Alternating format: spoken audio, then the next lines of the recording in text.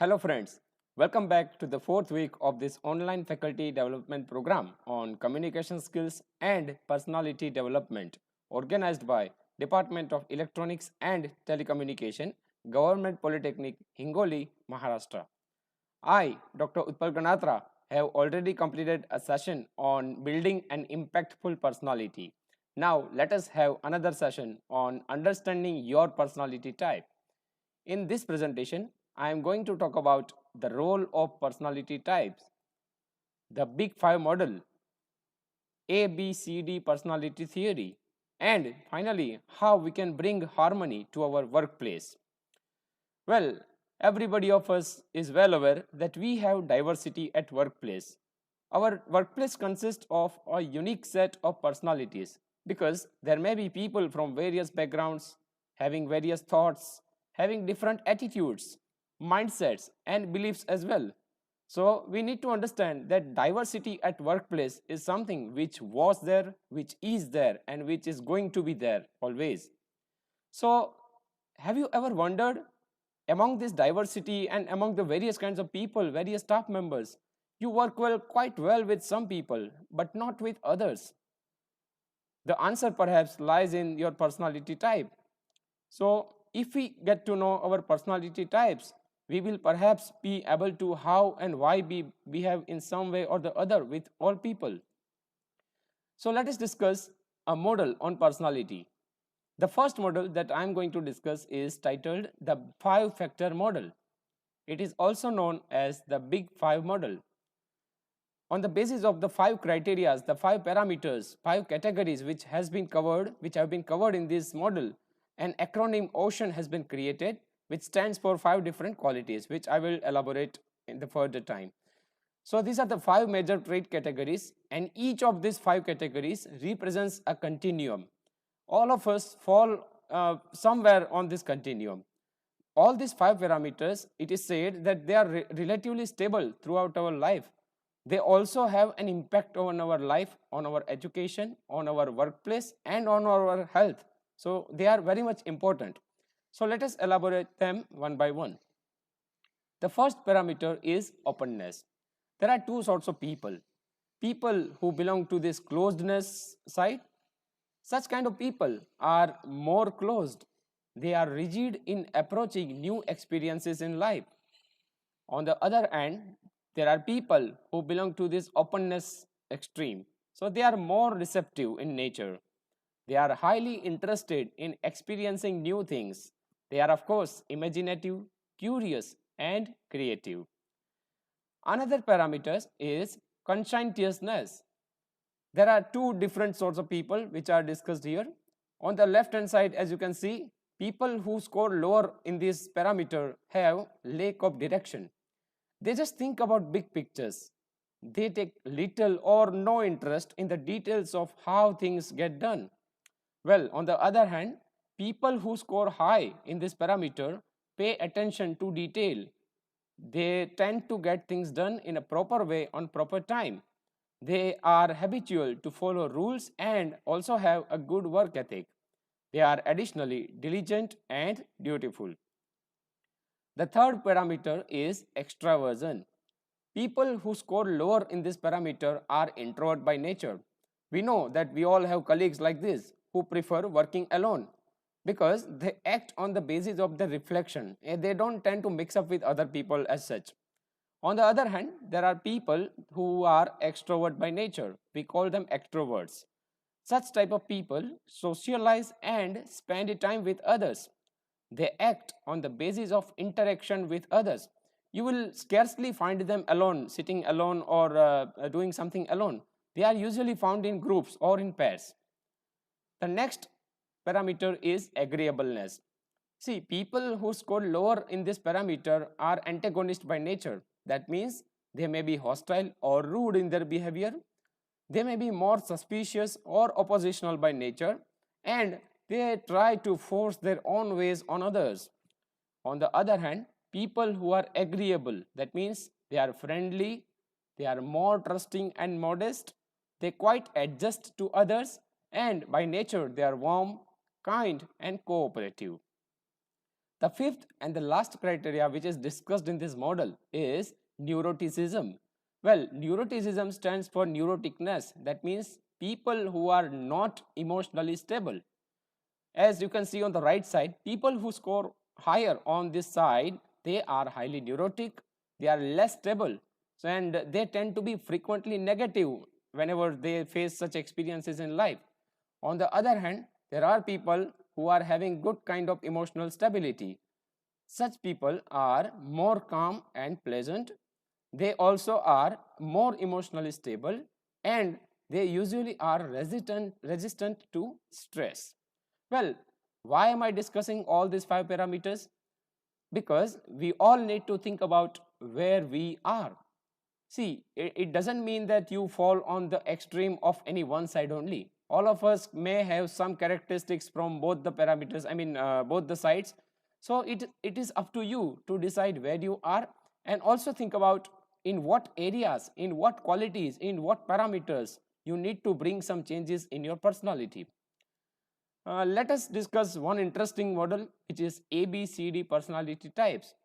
This model specifically focuses on the various kinds of people and personalities which are found at the workplace. As you can see, there are 4 types, type A, B, C, D, and all 4 of them represent different kinds of people. Type A includes people who are like the director. That means they can direct others, they can take leadership roles. Type B people, they are socializers. They tend to work by mixing with others. They are social in nature. Type C, this includes people who are thinkers. That means they prefer to think alone, they prefer to work in their own ways. And type D, which includes most of the people in an organization, are the supporters, who usually don't express themselves too much, but then it is just because of them that the organization walks well on, it keeps on a steady pace of progress. So let us discuss one by one. The first type, that is the director. Well, as I already said, such types of people are leaders by nature. So they usually take charge when the opportunity arises. They are goal oriented. They get tasks done as quickly as possible, and that is why they are perhaps made leaders or managers in a team. They keep everyone organized to ensure success. They also make sure that the team meets deadlines. They are able to work well as managers and team leaders. They are usually more comfortable with stressful situations because time and again they are habitual to face such kind of situations as leaders. They function very effectively during a serious time crunch. So we use words like leadership crisis. So whenever such a situation arises, such kinds of people come forward and are ready to perform any difficult task. But then a coin has always 2 sides. So everybody who is having some strengths might also have some weaknesses. So the weaknesses of such kinds of people are this. I call them areas of improvement, not weaknesses. Such people may be too much focused on goals, and that probably leads to one more area where they need to improve. They also have unrealistic expectations. As leaders, they expect everyone to work well and perform excellently. So they may be over ambitious in terms of productivity. They may be also impatient as far as goals are concerned. They may not be, see, it happens sometimes in every organization. There are some leaders, there are some managers who may not be qualified to lead in every scenario. But the drawback of such kinds of people is that they are not willing to compromise control in the workplace, even if someone else is better suited to do their jobs. That means there are better replacements available. There are people who can take their role, but then they are not ready to give up their chair. They are not ready to give up their position. So that is the area where they need to reflect and improve. So if you think you belong to such parameter, if you think you belong to this category, this type A, you need to follow these certain things. You need to delegate tasks. See, as a leader, it is very much important that you delegate tasks, because just being a leader and instructing people to do this and do that doesn't work. You need to delegate tasks in a proper manner. Another thing that you should keep in mind is you also need to pay attention to expert opinions. As leaders or as managers, you might have a long experience, but then taking opinions from other people always helps in making a good decision. So you need to learn that also. You should learn listening to and working with team members. You may be excellent as a leader, but see, teamwork always has its own benefits. So please learn to work with team members and also recognize that everybody cannot work well under stress. There are some people who like to work in a very cool manner, in a very patient manner. So please allow those people to work in their own way. Let us move ahead. Another area, another type is type B, that is the socializer. As you can interpret from the picture itself, such kind of people are found in every organizations. They get along well with everyone. They are enthusiastic and emotionally intelligent. They work well as the social glue which holds the entire office together. There are people in every organization who do their best to keep everyone connected. They try to build positive work relationships. They keep morale high during long term projects when there are some crises, when there are some situations which may give birth to negativity in everyone's minds. These are the people who try to make everyone positive and try to keep the team morale very high. Because of them, the workplace becomes more productive and more welcoming. So when such people are involved in some other task, or they are not present in the office, you feel some vacuum, because these kinds of people keep on encouraging quiet members to make contributions. That's a very good strength of these people. They try to prevent hostile and high stress environments through their guts and also through their experience. If we talk about the areas of improvement of this type, they may be disorganized. See, it's very good to become very positive, it's very good to become more social, it's very good to become more optimistic and social, but at the same time, people need to remember that they should not lack focus on important goals, because being social every time doesn't help. You need to focus on important goals also. So such people usually focus too much on socialization and fostering a positive work environment, that sometimes it may affect their own productivity. Well, if you are among such kinds of people, you need to follow certain things. You should try to make work routine more structured rather than haphazard in nature, because as I said, being social and relying on people doesn't work always. You need to yourself stay on the track of work. And finally, you should also it's good that you are social by nature, but then make sure that you meet all the deadlines, because sometimes remaining too much friendly on the workplace, or working in a very informal manner, pays you a big deal in the longer run. Another and the third type is type C, that is the thinker, and such kinds of people are perhaps scarce in quantity, but then they are very much important at the workplace, because they are usually the ones who are the brains behind most operations. The quality of such kind of people is very special, and that quality is that they dissect problems from every angle. Usually all people cannot do it, but then the people who belong to this category, they dissect problems from every angle. And since they are highly detail oriented, they see every detail which perhaps somebody else might miss. So they try to approach and solve problems as logically as possible without being too much emotional. They try to think in logical terms. They also provide and help others to come up with innovative ideas and solutions. And that is why perhaps they are also known as think tanks. They usually propose proactive fixes for potential problems before they even arise. So they are future oriented in nature. They save the team more work down the line. So while they are working in isolation, or when they are thinking about something, we might feel that this fellow is taking too much time, but usually it is to the advantage of the entire team, because it works more work in the future. Well, the areas of improvement of such types of people are, as I've already mentioned, at times such kinds of people may overthink. And if they are left to their own devices, if people keep on waiting for them, They may take more time because they are slow to take action sometimes. So the another issue that people face with such kinds of people, the I can say drawback of these people is they are so much detail oriented, they it sometimes impacts the entire performance. So that also impacts harmony of the entire workplace sometimes. So if you feel that you are having some of the qualities of such types of people, type C, then you need to understand that desire for perfection is good, but it can sometimes be an enemy for you and the workplace. You also need to remember that existing processes can always be improved. It's good that you are trying to bring an approach of professionalism, be professional and make everything perfect. But then you need to remember that things can always be improved. You also need to think about one thing, that you can always complete tasks more efficiently. So the next time when you feel that, oh, this can still be improved, keep in mind the limitations of time and place.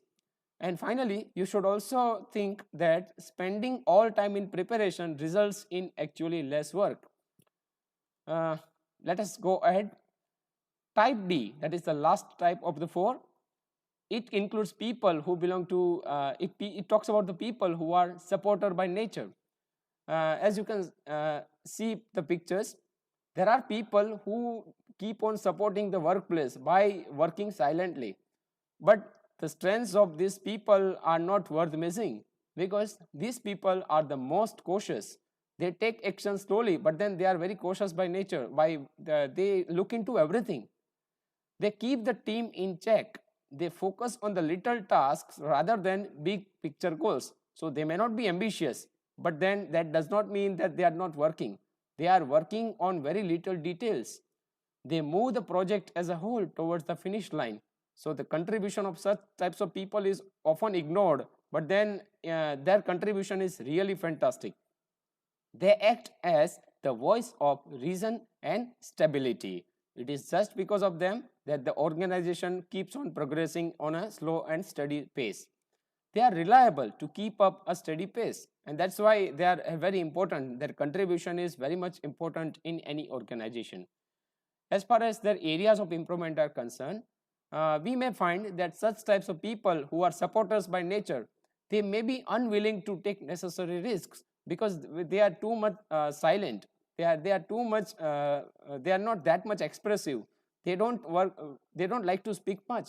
But then they may be unwilling to take necessary risks at times. So they may also lack the assertiveness to express their point of view.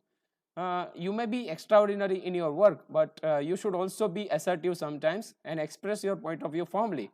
So, but this is what these kinds of people may lack.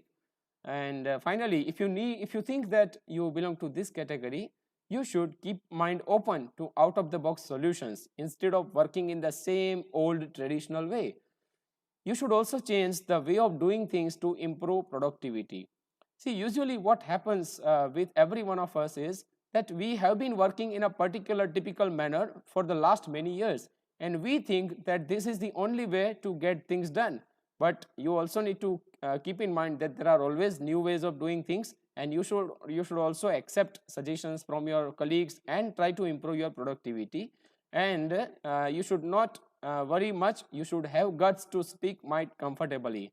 So when next time when the opportunity arises and when you are supposed to express your point of view or opinion, make sure that you speak it confidently and share it without worrying too much.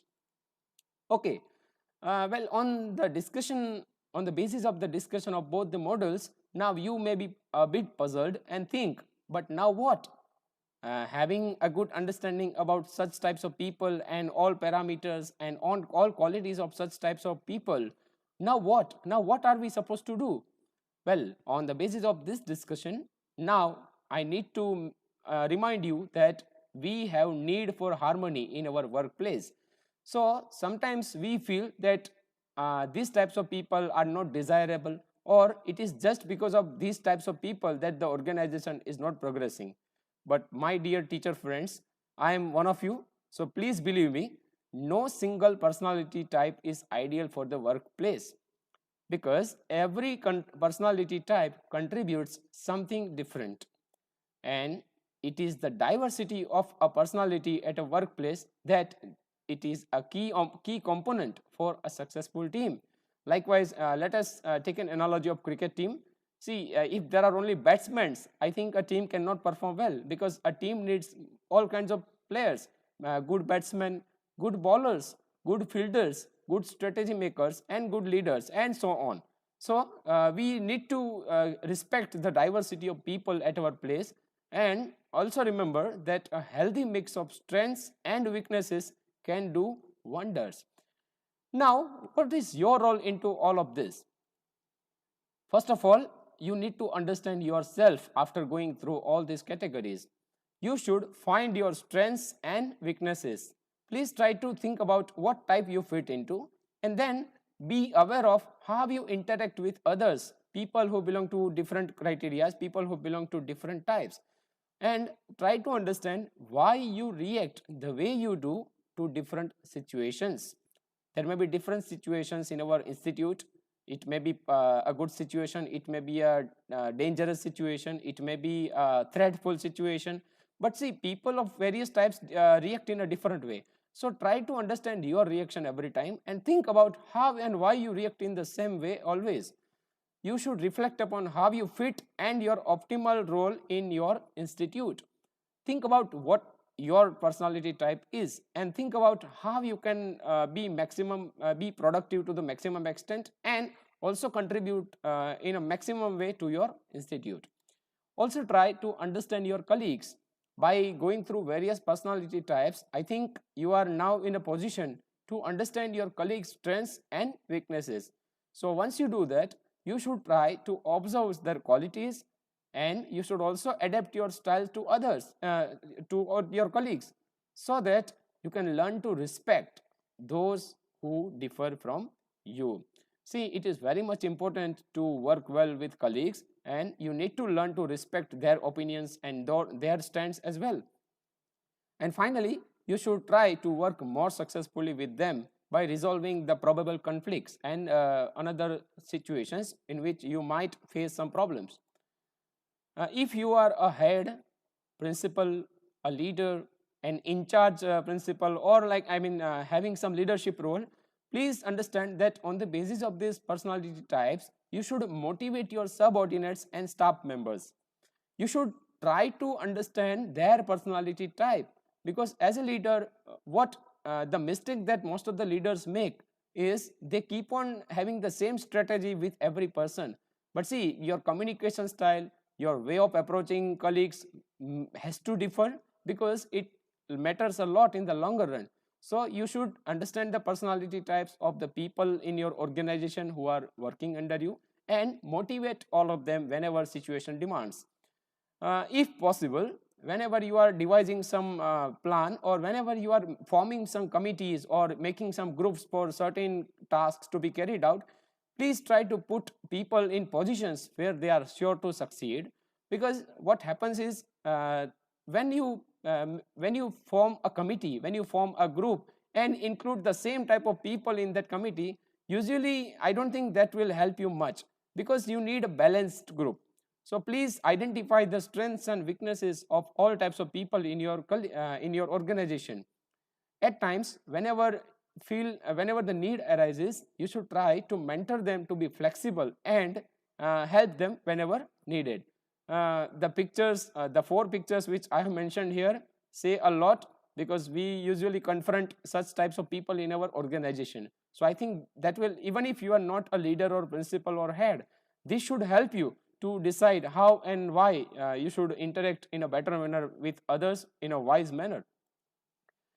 Finally, if you understand all the personality types, it will help you to a great deal to diffuse the potential conflicts which may arise. Because as the pictures reveal, we have sometimes, due to certain problems, conflicts with our colleagues. But we need to remember that we can avoid conflicts by understanding the 4 personality types. So next time, whenever your colleague is behaving in a different way, don't assume that your colleague is intentionally acting different, because he or she might be different. He or she possesses a altogether different personality type than yours. So he or she may be different, and you need to accept, and you have no choice but to accept it. Next time when you feel that you are the only one who is working well in a team, or you are the only one who is performing all maximum tasks in your institute or staff, please don't judge that your colleague is not taking interest or not contributing actively, because he or she may be processing, reflecting, and waiting for the right moment, and he or she may be accustomed to work in a different way. So please respect your colleagues, and also have a good amount of control on your mind and thinking process. Uh, Let me use a very interesting analogy towards the end of this presentation. It is as simple as that. There are three kinds of mobiles. The image reflects that there are three kinds of different mobile which use different operating systems. On the left hand side is Android mobile phone. In the middle is Windows phone, which is now not scarce, which is now not available in the market. But even then, and the third one is Apple iPhone. See, there are three kinds of mobile phones in the market. Similarly, there can be different types of people in your organization. Now, if you say that Android is better, or a Windows phone is better, or iPhone is better, that altogether depends on your choice, right? You cannot say the rest two are not good, or you cannot say that the other two are not that much capable, or they are not qualitative, because each of these is unique. Each has its own strengths and weaknesses. So the good and the not good aspects depend on your mindset and how you look at them. So I hope you will keep these in mind whenever you interact with your colleagues next time. Finally, you need to reflect upon, isn't the same true about our personalities? Let us end this discussion with a wake-up call. It says, let your actions determine how others see you. So instead of involving in conflict with others, please think about how you are acting, instead of saying, or instead of proving by words that you are this or that. Let your actions determine how others see you. So that is what I had to say in this presentation. Thank you for for your wonderful attention and interest in this presentation. I know it was a bit lengthier, but then I am sure it must have given you some tips on how to work well with your colleagues. So thank you very much. See you in the next session. Thank you.